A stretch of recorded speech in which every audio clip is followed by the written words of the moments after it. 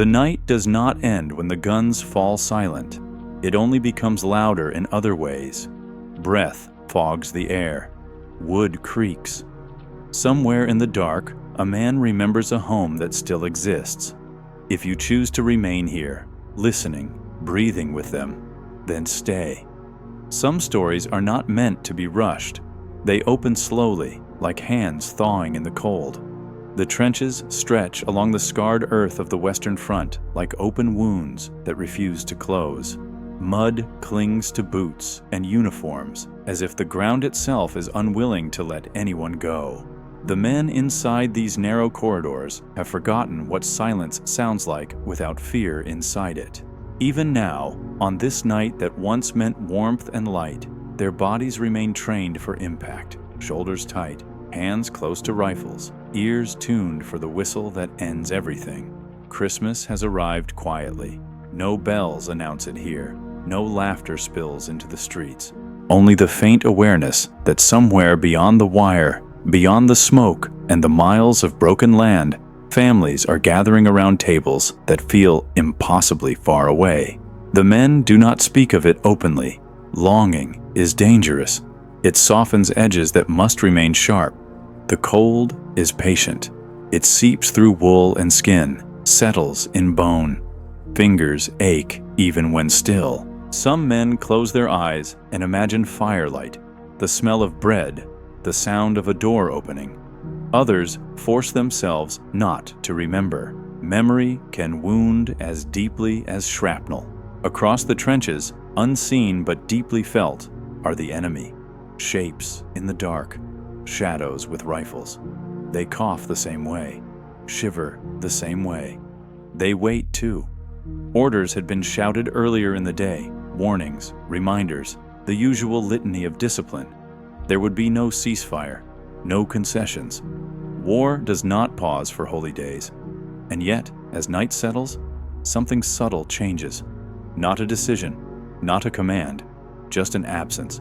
No shots crack the air. No flares tear open the sky. The war, for reasons no one can name, hesitates. Then it happens. At first, it is almost nothing. A sound mistaken for wind slipping through torn boards. A breath held too long. But it returns, steadier now, unmistakable. A voice. It rises from the opposite trench, fragile and unguarded. Not a shout, not a challenge. A melody, uneven but sincere, carried gently over the wire. The words are unfamiliar to many who hear it, shaped by another language, another life. But the tune, God, the tune is known. Heads lift, bodies freeze, fingers hover uncertainly near triggers. The song continues, gaining confidence with each line. It is not perfect, it cracks in places, but it is human. Achingly so. Men glance at one another, searching for cues, for permission to react. Fear moves quickly here. So does instinct. Somewhere between the two, something else stirs. Recognition. The song is not a trick. It holds no threat. It asks for nothing except to be heard. A reply comes from this side of the trench, not loud, almost embarrassed. One voice joins in, then another. Words stumble, languages overlap, but the melody binds them together. The night carries it willingly, as if relieved to transport something other than death. Rifles lower, inch by inch, not dropped, not discarded, just eased out of readiness. Men lean against the trench wall, eyes closed, letting the sound move through them. For the first time in months, no one is counting seconds between explosions. Candles appear, small, trembling flames cupped in rough hands. Lanterns are lifted cautiously above the trench line. The light does not reveal targets, it reveals faces, young, old, afraid, smiling despite themselves. The wire still stands between them, tangled and merciless, but its authority weakens with every verse. Someone laughs. The sound startles everyone, including the man who made it. He covers his mouth, as if apologizing to the night. Across the way, another laugh answers, softer, curious, almost disbelieving. A voice calls out, Not a command, not a curse. A greeting, broken and hesitant. The words land clumsily, but the intention is clear. No one fires. The men do not rush forward. They are not brave in the way stories prefer. They are cautious, aware of how easily this could end. But caution does not mean refusal. One by one, helmets rise above the trench edge. Hands lift. Empty, open, palms forward. The song fades, replaced by a silence unlike any they have known. This silence does not press down. It opens up. Someone steps onto the ladder. Boots meet frozen ground. No man's land, the place of bodies and unfinished movement, accepts the weight without protest. Breath holds across both trenches as the figure stands fully exposed beneath the stars. He does not run. He does not wave. He simply stands there, a man outlined by candlelight, waiting to see if the night will allow him to exist. Another figure emerges opposite him. Between them lies the wire, the mud, the memory of every shot fired before this moment. And yet, for the first time since the war began, no one moves to stop what is about to happen. The night listens and waits. They walk toward each other slowly, as if approaching a wild animal that might bolt at any sudden sound. Every step is deliberate. Boots crunch softly over frost and broken earth. The ground is uneven, pocked with craters filled with frozen water and the dark shapes of things no one has had the courage to retrieve. No man's land has never felt so exposed or so strangely alive. When they stop, they are close enough to see each other clearly, close enough to notice the trembling in hands, the raw red of wind-burned faces, the exhaustion carved into eyes that have learned how not to sleep. They do not salute. They do not bow. They simply look. Someone extends a hand. It is an awkward motion, uncertain, almost shy. For a heartbeat, nothing happens. Then the other man mirrors it, fingers closing around fingers that were trained to pull a trigger. The grip is firm, real, warm, despite the cold. Something loosens in the air. More figures climb out of trenches on both sides now, emboldened by the absence of gunfire, by the fact that the world has not ended for daring this much. Lanterns sway as they move, casting halos of light that overlap and merge. Shadows retreat. The battlefield begins to resemble a gathering place rather than a grave. Language becomes an afterthought. Words are exchanged, yes. Names shouted, greetings stumbled through with accents thick as mud, but meaning travels more easily through smiles, nods, gestures. A man pats his chest and says a name. Another points toward the dark horizon and says the name of a city far away. There is laughter when pronunciation fails. No one minds. Someone produces cigarettes. Another offers a tin of sweets, carefully rationed, meant for a moment that was never supposed to come. Hands reach out, hesitate, then accept. The simple act of sharing feels radical, almost rebellious. Smoke curls upward, carrying the scent of tobacco instead of cordite. Photographs emerge from pockets, creased, precious, protected through months of rain and terror. A wife standing in a doorway. Children lined up in stiff Sunday clothes. A mother's face, serious and proud. The photographs are passed gently, returned with reverence. Each one is proof of a life beyond this place. A reminder that these men were something before uniforms claimed them. A ball appears from nowhere. It is scuffed, half deflated, absurd. Someone kicks it tentatively, and it rolls across the frozen ground, wobbling like it might lose courage halfway. It does not. Another foot meets it, then another. There is no scoreboard, no teams, no rules that matter. Just movement, just bodies remembering that they were built for more than crouching and killing. Laughter grows louder now, freer. It feels dangerous in its own way. Joy has sharp edges when you haven't touched it in so long, but no one stops it. Not yet. For a while, time behaves differently. Minutes stretch. The night feels deep and wide, as if it might hold them forever if they ask it to. Above, the stars burn with indifferent clarity, witnesses to wars long before this one, and to peaces just as brief. Some men sit on overturned crates on the cold ground itself, shoulders brushing shoulders that hours ago were enemies.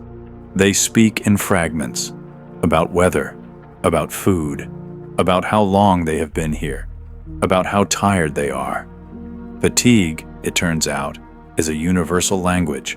Others wander the field quietly, pausing where bodies lie half-buried in frost. There is no ceremony, no speeches, just hands adjusting coats, straightening limbs, closing eyes that have stared too long at nothing. Death does not vanish tonight, but it is treated with gentleness. Somewhere, another song begins, not the same one as before, something lighter, a tune about home, about returning. Voices join without being asked. Harmonies form accidentally. The sound drifts upward, fragile and sincere, and for a moment it feels like the sky itself leans closer to listen. No officers interrupt, no flares scream warnings.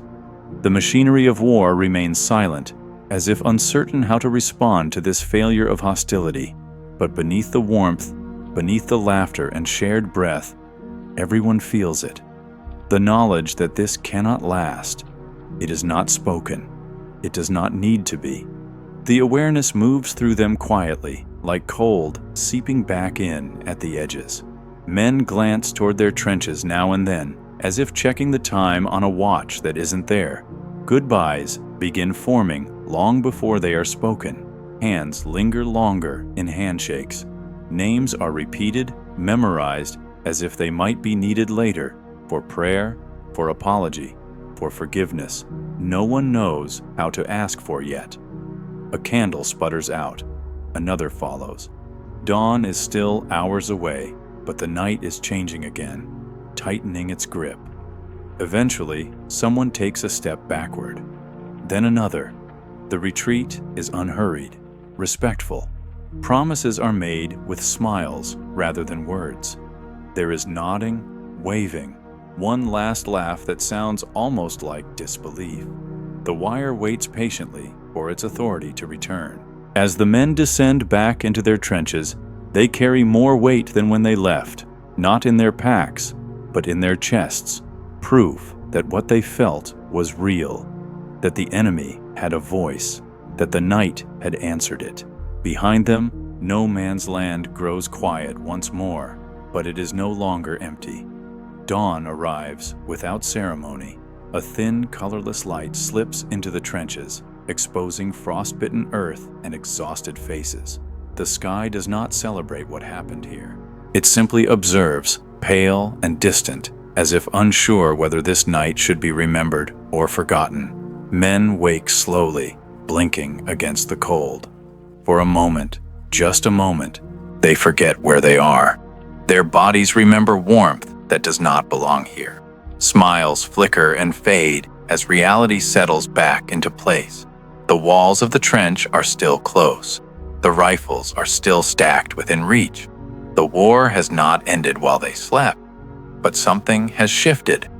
Orders return first as whispers, then as familiar sharp tones carried down the line. Routine reasserts itself with mechanical precision. Stand to. Check weapons. Watch the wire. The language of command fits poorly now, like a uniform borrowed from another life. Men obey because obedience is muscle memory, because survival depends on it. Across the field, the same motions unfold. Helmets rise, figures move along parapets. The enemy is once again an outline, a shape where a friend stood hours before. No one speaks of the night out loud, not yet. It feels fragile, as if naming it might break it apart. Instead, the memory settles inward, heavy and bright at the same time. A man lifts his rifle and feels its weight differently now, not heavier, stranger. He knows the hands that might hold a weapon on the other side of the wire, knows the sound of the voice attached to that silhouette. knows the name. Someone fires a shot later that morning. No one is sure who fires first. The sound cracks through the cold air, sharp and undeniable, shattering what remains of the spell. Men flinch instinctively. The war exhales and resumes its rhythm. But the shots are careful, measured, high, low, not aimed where they might have been before. It will not always be this way. The truce does not poison the war forever. Months will pass. Battles will harden men again. Memory will dull, as memory does, under the pressure of new horrors. Many of those who sang will not live to see another winter. And yet, something has been planted here, quietly, without permission. Years from now, some of these men will struggle to explain what they felt on that night. Words will fail them. How do you describe the moment when the world proves it could be different and chooses not to be? How do you speak of shaking hands with someone you were meant to kill and then living with that knowledge?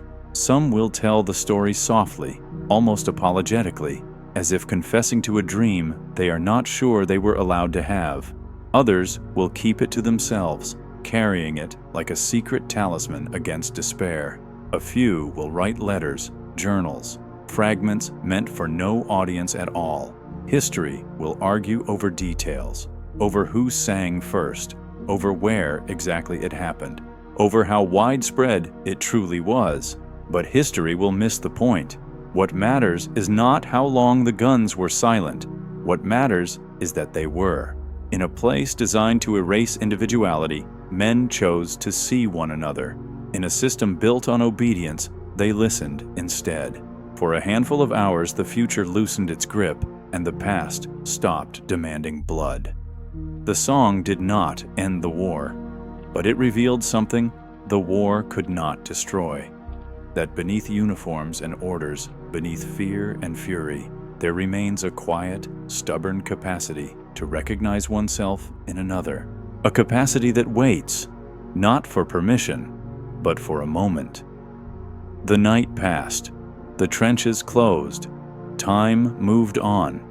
But somewhere, still, the earth remembers the sound of voices crossing the wire, and the proof that even in humanity's darkest machinery, the will to choose peace has already existed once, and that knowledge, once heard, never fully fades into silence.